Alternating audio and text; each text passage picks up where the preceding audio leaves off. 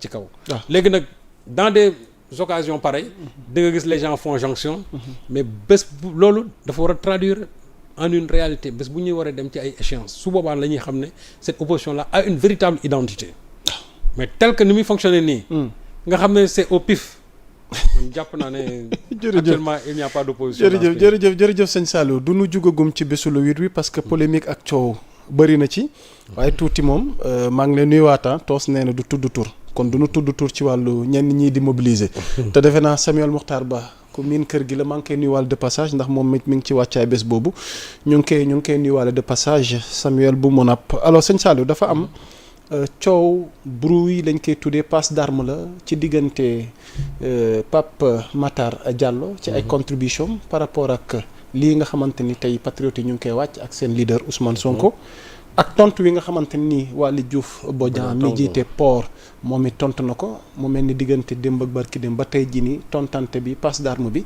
alors Pape Matar pour son cas moom il n'est pas d'accord ndax dem na ba wax ni honte à ceux qui festoient quand le peuple souffre waaye gis nga la ko Waly Diouf tontu sa njàngat ci loolu. waaw Pape Matar de moom déjà sa structure s'appelle Libre Opinion. Libre Opinion ou bien Opinion Libre je ne sais pas. Opinion Libre. waaw donc je crois que il a cette liberté d'opinion pour wax xalaatam sur la marche de ce pays ou bien sur la manifestation du 8 loolu xalaatam la. Waly aussi ci loolu la xool aussi tontu ko mais Pape n'en est pas à son coup d'essai parce que bii je crois c'est la deuxième bu muy génn di dal ci pouvoir bi et loolu ça commence même à nous pousser à certaines interrogations lan moo motiver ces sorties répétées contre le régime pour quelqu'un boo xamante ne nii naguère waxuñu da ngaa nag ñoom de mais en tout cas position yi nga amoon c'était beaucoup plus favorable que ñooñu en tout cas à l'endroit de cela que tu critiques aujourd'hui plutôt que du côté de l'opposition. J'ai dit ça c'est des interrogations rek tout simplement parce que je vois que il y a une certaine fréquence sur ces sorties critiques. Maintenant discours bi en tant que tel boo ko doon éplucher mën naa wax ne li muy reprocher ñi il devait le reprocher aussi aux autres parce que si ce ne sont que des rassemblements je crois que il y a eu rassemblement 2 fois du côté du FDR et jamais j'ai pas vu en tout cas je ne l'ai pas vu maintenant daal di wax ne waa FDR yéen peuple bi au moment où les gens sont en train de souffrir yéen a ngi bëgg a rey nit ñi ak lii ou bien peut-être que ñooñu ñooy porter les slogans de la souffrance du peuple ñoom jàpp nañ loolu peut-être jàpp na loolu mais bu fekkente ne da ngay critiquer mais je crois que aussi laaj na nga am une certaine objectivité par rapport à ces critiques parce que boo nee honte à ceux qui festoient festoie ou bien celui qui festoie mooy celui qui en fête donc moom jàpp na ne le 8 ce sont des fêtards qui vont se regrouper au stade en tout cas au parking du stade Léopold Sédar Senghor mais ña nga xam ne ñoom ñoo fay daje ñoom bala laaj daan feeta leen findi nañ ne déedéet ñun feet indi wuñu fi ñun ñëw déglu suñu leader pour mu wax ci wax jafe-jafe réew mi ñu gën a génne ay solution ba pare remobiliser suñu parti loolu moo ñu fi indi parce que kii fesuwaay da ngay ñëw toog lekk naan fecc def et cetera ña fay dem fecc yóbbu leen fa lekk yóbbu leen fa naan les gens nag peuvent être dans la joie dans la gaieté tàccu seen leader et cetera siffler loolu bu leen neexee loolu ça va de pair avec ñi nga xamante ne dañuy rassembler loolu ce n'est que l'aspect superficiel mais le fond mooy que ñëw déglu seen leader le message bi nga xamante ne moom mooy mu lay porter sur son parti sur le pays et peut-être que même sur l'opposition je crois que moi j'aurais aimé Pape Matar mu bàyyi ba jour ba mu pare ba mu déglu ba gis mobilisation yi il peut faire maintenant un commentaire par rapport à cette mobilisation ndax waroon na am warul am mais dès l'instant que tu t'ériges en censeur en disant que loolu warul am au moment où les gens sont en train de souffrir ouais mais cette souffrance là on l'a hérité de qui cette souffrance là date de quand est-ce que cette souffrance war na mën a taxaw c'est-à-dire que même à supposer que sax souffrance boobu ñuy wax mu nekk luy dëgg est-ce que souffrance boobu war na mën a tax un parti qui doit mobiliser ses militants war na mën a tax mën ba du ko def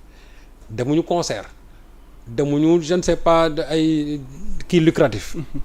c'est-à-dire c'est un meeting politique a toujours un sens même s'il y a des flonflons par la suite nga xam ne loolu moom ça accompagne tout simplement le meeting mais le fond c'est le discours tenu par le leader et aussi capté bien sûr par les militants je crois que c'est là où il faut accéder mais Pape j'ai lu vraiment de façon sax diagonale mais li mu ci gën a jàpp mooy surtout phrase boobu quand il dit celui qui fait soi et cetera bon réew moo xam ne nii déjà chômage beeg yooyu waaw d'accord mais ce chômage là mais il fallait parallèlement dire aussi que en moins de 2 ans il y a eu tant de recrutement en moins de 2 ans tant de recrutement qui est loin du compte d'ailleurs parce que loolu sax ce sont des recrutements au niveau de la fonction publique mais aujourd'hui qu'est-ce que l'État ne fait pas pour mën a relancer la machine économique mais xanaa machine économique soo ñëwee bala nga koy relancer da nga koy jàngat xool yaa Moussa bu la waxoon ne tey kaay oto bi may nan la ka mais oto bi dafa ngiroo fii xanaa doo ñëw rek ne brit rek dem boo ko bëggee def oto bi day gën a enfoncé woo di nga ne oto bi dafa ngiroo naa fexe nu may kii bu fii ndimbal bu xoote fii teg ay say tol ak yooyu xool ba oto bi génn ca xam ne foofu la ngiroo ba nga génne ko léegi suba na nga ne mag sama oto léegi su ma neexee ma dawalee ko temps de vitesse su ma neexee ma daw 60 su ma neexee ma daw 70 su ma neexee ma daw 80 xool sama état véhicule léegi mën na donc nga ñëw fekk réew moo xam ne nii yow dafa stagné mën nga ne en moins de 2 ans boo ñëwee tu relances la machine économique pour un pays boo xam ne ni presque qui croule sous le poids d'une dette de 132% par rapport au PIB et les initiatives qui ont été prises par le Premier ministre pour relancer la machine économique la rencontre bi nga xamante ne moom la am systématiquement avec les patrons d'entreprise moi je crois que yooyu ce sont des pas yoo xamante ne ni qui vont vers la relance de la machine et encore pour la création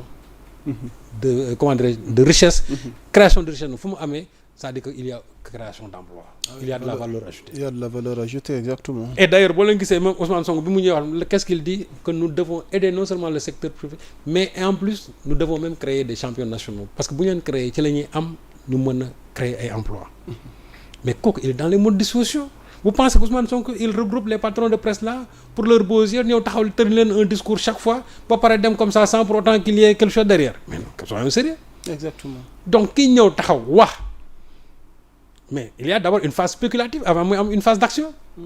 mais nit mënoo ñëw rek mais la théorie toujours précède l'action di nga ñëw ba pare wax ba pare bañ ne lii moo nekk en place ngeen teg un schéma teg une stratégie maintenant on passe à l'action logiquement mais on veut reprocher à ce pouvoir là loo xam ne mosuñu ko reprocher benn pouvoir nee naa la Macky Sall mi nga xamante bi mu ñëwee fekk na fi un environnement favorable il lui a fallu 4 ans pour war a mën a démarrer moom Abdoulaye Wade bi nga xam ne bi mu ñëwee moom moo ñëw daal ne tout est vert fekk nañ fi xaalis bu dul jeex kooku bi mu ñëwee il lui a fallu 4 ans pour que moom mu mën a démarrer son véritable programme ñuy ñëw fii defaguñ fi 2 ans ak li ñu fi def yëpp pour redresser ce pays ak jafe-jafe yi fi nekk yëpp ak toute l'énergie qu'ils ont déployée pour ça on va leur dire que yéen vous n'avez pas créé d'emploi vous n'avez pas fait ceci tontu Waly Diouf Bodian vite fait ndax bientôt dañuy nekk au terme de l'émission Waly n'a pas été tendre non Waly n'a fait que son devoir de vigie par rapport au projet de Pastef Waly ko xam-xam ne moom kenn du laal Sonko il ne mâche pas ses mots non c'est-à-dire que Waly moom kenn du laal Sonko Waly ce qui l'intéresse oui Waly c'est Sonko qui l'intéresse Waly Diouf Bodian waaw Sonko bu intéresse kenn du laal Sonko le projet